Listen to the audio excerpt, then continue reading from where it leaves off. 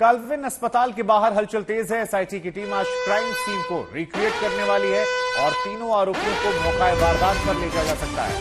आपको बता दें, क्राइम सीन को रिक्रिएट किया जाएगा और किसी भी पल एसआईटी जो है वो यहां पहुंच सकती है। इस बीच अतीक अशरफ हत्याकांड में आज एक साथ कई घटनाक्रम सामने आए हैं। खबर है कि एसआईटी टीम माफिया अतीक के कातिलों का नार्को टेस्ट करवा सकती है। तीनों आरोपियों लवलेश तिवारी, सनी सिंह और अरुण मौर्य के बयानों की पुष्टि के नार्को टेस्ट हो सकता है। सूत्रों की माने तो तीनों के पुलिस रिमांड के बाद नार्को टेस्ट के लिए कोर्ट में अर्जी लगाई जा सकती है।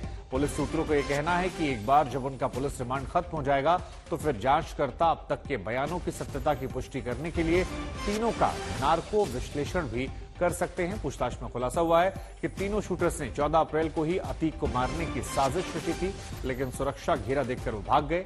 अतीक अशरफ के तीनों आरोपी पुलिस रिमांड में हैं और तीनों से लगातार पूछताछ हो रही है।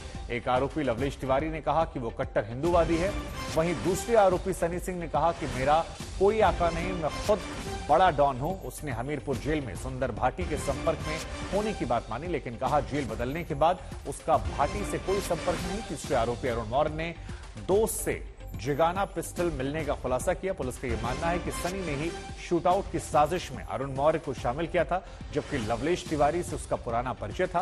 वो पहली बार लवलेश से जेल में मिला था।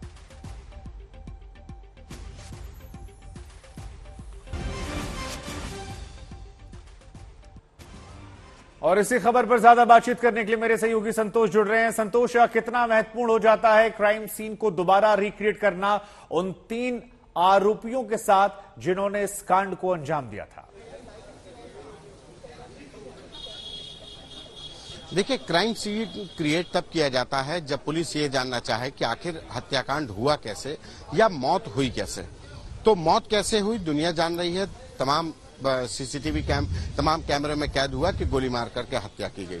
सीन क्रिएशन करने के लिए जो तीनों आरोपियों की पोजीशन जानने के लिए पुलिस को समझना होगा कि कौन कहां पर मौजूद था, अरुण कहां था, लवलेश तिवारी कहां मौजूद था, सनी कहां था, कौन कहां से आया और किस तरीके से अचानक फायरिंग की गई। इसकी वजह से जो क्राइम सीन क्रिएशन है वो होगा, लेकिन जो हमारे पास जानकारी है वो उसी एग्जैक्ट टाइम पर होगा जिस वक्त पर अतीक और अशरफ की हत्या हुई थी।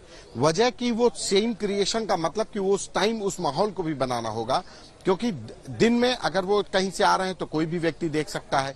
रात के अंधेरे में उनको कहां से फायदा मिला, कहां पर लाइट नहीं होने की वजह से उनको फायदा मिला, वो कहां छिपकर घात लगाकर बैठे थे और फिर अचानक से जब वो अतीक और अशरफ को देखा तो फायरिंग कर दी। ये तमाम पहलू अभी जानना चाहेंगे।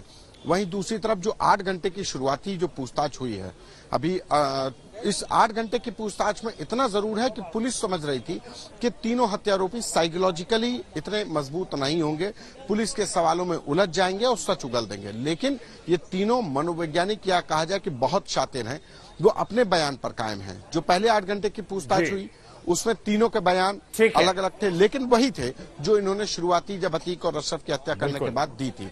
तो ये कहा जा सकता है पुलिस को एक खासी मशक्कत करनी पड़ेगी। जो बातें बता रहे हैं उस पर हमारी नजर है, लेकिन एक बार हम दर्शकों को दिखाते हैं मेरे सहयोगी अरविंद की रिपोर्ट उस जगह से जहां पर इस हत्याकांड को अंजाम दिया गया था और अब क्राइम सीन को रिक्रिएट किया जा रहा है। इस वक्त मैं उसी काल्विन अस्पताल में मौजूद हूं जहां अतीक और अशरफ की गोली मारकर हत्या कर दी गई थी। कुछ देर बाद यहां पर एसआईटी की टीम पहुंचेगी, क्राइम सीन रिक्रिएट करेगी। जरा मैं आपको ये तस्वीर दिखाऊं, कैमरामैन प्रदीप आपको ये तस्वीर दिखाएं कि यहां पुलिस कर्मियों को तैनात कर दिया गया है इस तरह से, क्योंकि पहले से ही जानकारी है कि एसआईटी की टीम यहां पर पहुंच सकती है। ये अस्पताल का गेट है, यहीं से अतीक और अशरफ को लेकर पुलिस टीम अंदर दाखिल हुई थी। शूटर भी इसी गेट से दाखिल हुए थे। इसी तरीके से पुलिस की टीम यहां पर पहले से मौजूद थी। भारी सुरक्षा के इंतजामात थे और इन्हीं सुरक्षा के इंतजामात के बीच पुलिस की मौजूदगी में, मीडिया की मौजूदगी में अतीक और अशरफ को ठीक इसी जगह पर गोली मारी गई थी। तो आज जब एसआईटी की टीम यहां पर पहुंचेगी तो पूरी तरह से जो क्राइम सीन है उसको रिक्रिएट किया जाएगा और पुलिस टीम ये समझने की कोशिश करेगी कि आरोपी आखिर किस तरीके से यहाँ पर पहुंचे थे और उसके बाद किस तरीके से प्रॉपर रेकी की गई थी और किस तरीके से गोली मारी गई थी अतीक और अशरफ को। तो बस कुछ देर बाद बहुत मुमकिन है कि एसआईटी की टीम यहाँ पर पहुंचे। अमूमन पूछताछ के दौरान अगर कोई आरोपी पुलिस टीम को जांच के दौरान मिसलीड करता है, गुमराह करता है, तो क्राइम सीन के जरिए जो जांच टीम है वो समझने की कोशिश करते हैं। और अमूमन जब क्राइम सीन रिक्रिएट होता है तो अगर आरोपी कोई झूठ भी बोलता है तो उसका पर्दाफाश क्राइम सीन रिक्रिएशन के साथ हो जाता है। कैमरामैन प्रदीप गुप्ता के साथ अरविंद ओझा, प्रयागराज, आज तक।